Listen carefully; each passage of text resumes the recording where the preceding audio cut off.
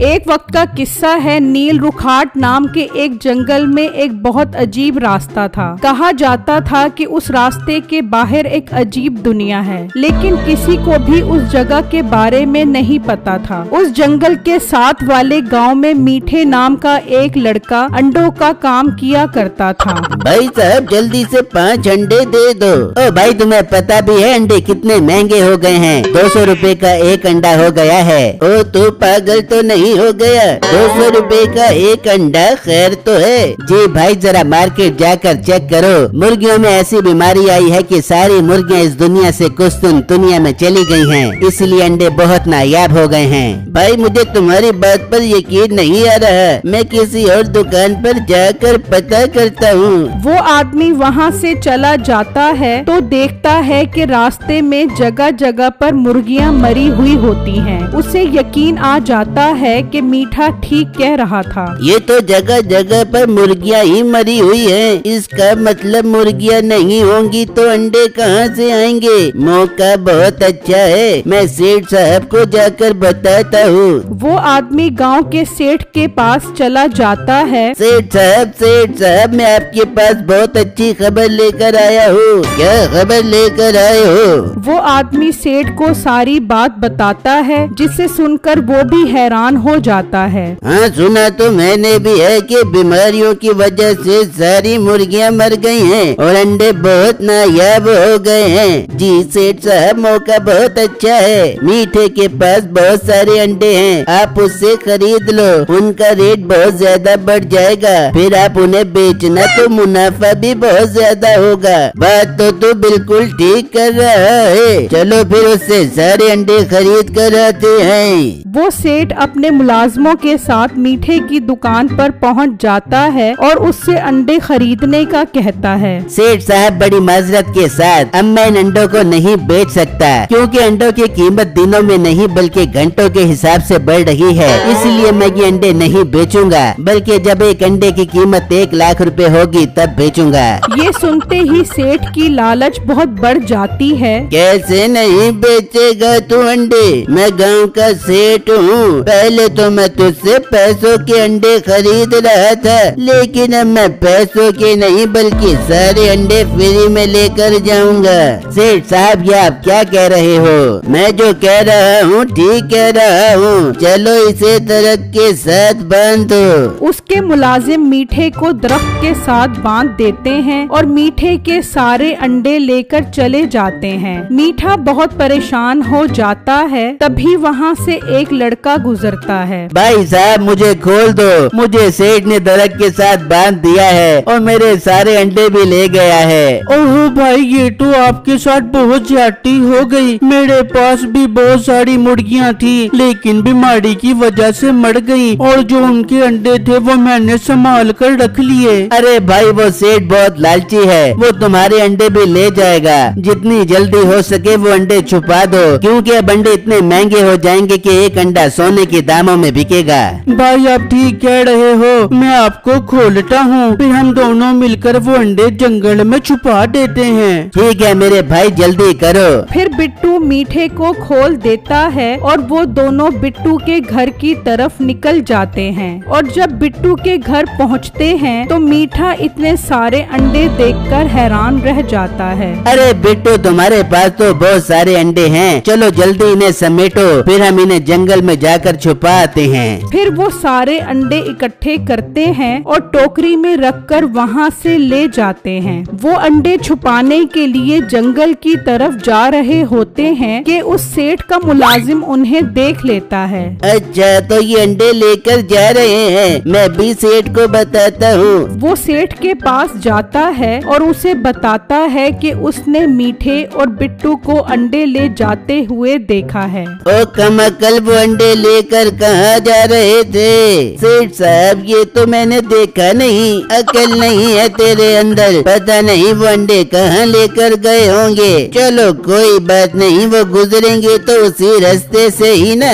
हम वहाँ चलकर खड़े होते हैं। फिर वो सब उसी रास्ते पर आकर खड़े हो जाते हैं। वहाँ मीठा और बिट्टू उस जंगल में पहुँच जाते हैं और खुदाई करके सारे अंडे वहाँ छुपा देते हैं। बिट्टू की नजर उस रास्ते पर पड़ती है, लेकिन वो नजरअंदाज कर देता है। वो अंडे वहाँ छुपा कर चले जाते हैं और जब वो वहाँ पहुँचते हैं तो सेठ अपने साथियों के साथ वहाँ पर खड़ा होता है। आओ आओ, मैं तुम्हारा ही इंतजार कर रहा था। कहाँ छुपा कर आए हो वो अंडे, जल्दी बताओ। सेठ साहब वो अंडे मेरा कुल सड़माया है, मेरी सारी मुर्गियाँ मर गई। अब मेरे पास उन अंडों के अलावा और कुछ नहीं है। अपना मुंह बंद कर और बता अंडे कहाँ हैं? मुलाजिमों इन दोनों को बांध दो। उसके मुलाजिम उन दोनों को बांध देते हैं। मीठा बहुत डर जाता है। सेठ साहब मैं आपको बताता हूँ वो अंडे हमने कहाँ छुपाए हैं, पहले मुझे खोलो। मीठे भाई ऐसा मत करो, इन्हें उन अंडों के बारे में मत बताना, वरना ये सारे अंडे ले जाएंगे। बेटू अगर मैंने अंडों का ना बताया तो ये मुझे ले जाएंगे और डंडे मार मार के मेरा पिछवाड़ा लाल कर देंगे। मैं इन्हें बता रहा हूँ। मीठा उन्हें बता देता है कि वो अंडे कहाँ छुपा कर आए हैं। सेठ अपने मुलाजमों को वो अंडे निकलवाने के लिए कहता है। सेठ साहब अब तो मैंने बता दिया है, अब तो मुझे खोलो। सब्र कर, पहले मेरे मुलाजिम अंडे तो निकालना है, फिर मैं तुम्हें खोलूंगा। उसके मुलाजिम चले जाते हैं। बिट्टू अब बहुत उदास और परेशान हो जाता है कि अब उसके सारे अंडे सेठ ले जाएगा। वहाँ वो मुलाजिम जमीन में से सारे अंडे निकाल लेते हैं और सेठ के पास आ जाते हैं। बहुत अच्छा काम किया है तुमने, कोई अंडा रह तो नहीं गया वहाँ? नहीं नहीं सेठ साहब, हमने सारे अंडे निकाल लिए थे वहाँ से। चलो अब तुम इन्हें खोल दो, हम ये अंडे लेकर जा रहे हैं। फिर वो उन दोनों को खोलने लग जाता है और सेठ वो अंडे ले जाता है। और जब वो घर पहुँचता है तो वहाँ पर दूसरे मुल्क से कुछ लोग आए हुए होते हैं। हमको पता लगे कि तुम्हारे पास बहुत सारी अंडी है, हम तुमसे सारी अंडी खरीदना चाहते। एक अंडा 1000 रुपए का है, बताओ तुम्हारे पास कितना अंडे है? मेरे पास बहुत सारे अंडे हैं, मगर मैं एक अंडा 1000 का नहीं बल्कि 2000 का बेचूंगा। 2000 ये तो बहुत ज्यादा कीमत है। चलो मैं मशवरा करते फिर तुम्हें कल आकर बताती है। वो वहाँ से चला जाता है और सेठ बहुत खुश होता है कि अब तो वो करोड़पति बन जाएगा। वहाँ बिट्टू उदास होकर उसी जंगल में आ जाता है। इन जालिमों ने तो यहाँ एक अंडा भी नहीं छोड़ा। एक अंडा भी होता तो मैं उसे बेचकर खाने पीने के लिए कुछ खरीद लेता। ऐसी जिंदगी से तो बेहतर है मैं खुदकुशी कर लूं। बिट्टू उस रास्ते की तरफ बढ़ता है और उसके अंदर चला जाता है तो वहाँ पर एक तालाब होता है। यार ये तो बहुत अजीब जगह है, इस सूखे जंगल में तालाब भी है। हो सकता है इसमें मछली हो, मैं इसे पकड़कर पकाकर खाऊंगा, कम से कम मेरा पेट तो बढ़ जाएगा। वो वहाँ से एक पत्थर उठाता है और उस तालाब में फेंक देता है तो अचानक वहाँ उस पत्थर की खेती उग आती है। बिट्टू ये मंजर देखकर हैरान रह जाता है। अरे ये तो गजब हो गया, ये तो जादुई जगह है। मैंने पत्थर फेंका तो पत्थर की खेती उगाई। अगर मैं इसमें अंडा फेंकूं तो हो सकता है अंडे की खेती उग आए। मैं सेठ के पास जाता हूँ और उससे एक अंडा लेता हूँ। वो वहाँ से चलता है और सेठ के पास आ जाता है। सेठ साहब आपने मेरे सारे अंडे ले लिए, मेहरबानी करें मुझे सिर्फ एक अंडा ही दे दें।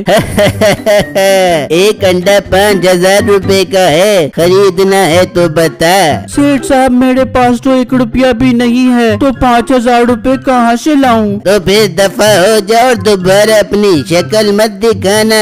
बिट्टू उदास होकर वहाँ से चला जाता है और सोचने लगता है। यार मैं अपनी मुर्गियों के डब्बे में जाकर देखता हूँ, हो सकता है वहाँ कोई अंडा रह गया हो। बिट्टू जल्दी से अपनी मुर्गियों के दड़बे में आता है तो देखकर खुश हो जाता है कि वहाँ पर एक अंडा पड़ा होता है। वो वहाँ से वो अंडा उठा लेता है और जंगल में उसी जगह पर आता है और तालाब में वो अंडा फेंक देता है। तो देखते ही देखते वहाँ अंडों की खेती उग आती है। बिट्टू बहुत खुश हो जाता है और वो वहाँ से अंडे तोड़ने लग जाता है और टोकरी में डालकर वो अंडे वहाँ से ले जाता है। वहाँ वो अरबी भी सेठ के पास पहुँच जाते हैं। आए आए अरबी साहब, मैं आप ही का इंतजार कर रहा था। हमें मंजूर है, हम तुमसे एक अंडा 2000 रुपए का खरीदना बाकी। कितने अंडे हैं तुम्हारे पास? मेरे पास बहुत सारे अंडे हैं, सारे ही अंडे 2000 के हिसाब से खरीद लो। रुको जाओ अरबी भाई, ये सेठ फड़ाडी है, इसके पास सारे अंडे चोरी के हैं। इसने मेरे और मीठे भाई के अंडे चोरी किए हैं। मेरे पास बहुत सारे अंडे हैं, मैं आपको एक अंडा 100 रुपए का दूंगा। बेटू, तुम्हारे पास इतने अंडे कहाँ से आ गए? मेरे पास इतने सारे अंडे हैं कि सारी जिंदगी खत्म नहीं होंगे। अरबी भाई, मैं एक शर्त पे आपको अंडे बेचूंगा, पहले सेठ को पुलिस के हवाले करो। ये कोई मसला नहीं है, इस चोर को तो इसकी सजा में लगे। मैं अभी पुलिस को बुलाना बाकी है। ये सुनते ही उसके मुलाजिम वहाँ से भाग जाते हैं और सेठ अकेला रह जाता है। बेटू, मुझे पुलिस के हवाले मत करो, मैं तुम्हारे सारे अंडे वापस कर देता हूँ। अपना मुंह बंद कर, मुझे 2000 रुपए का चोरी का अंडा बेचती, तेरी तो खैर नहीं। उस सेठ को उसके किए की सजा मिल जाती है और बिट्टू उस अरबी के साथ अंडों का कॉन्ट्रैक्ट कर लेता है और ट्रक भरकर अंडे बेचता है।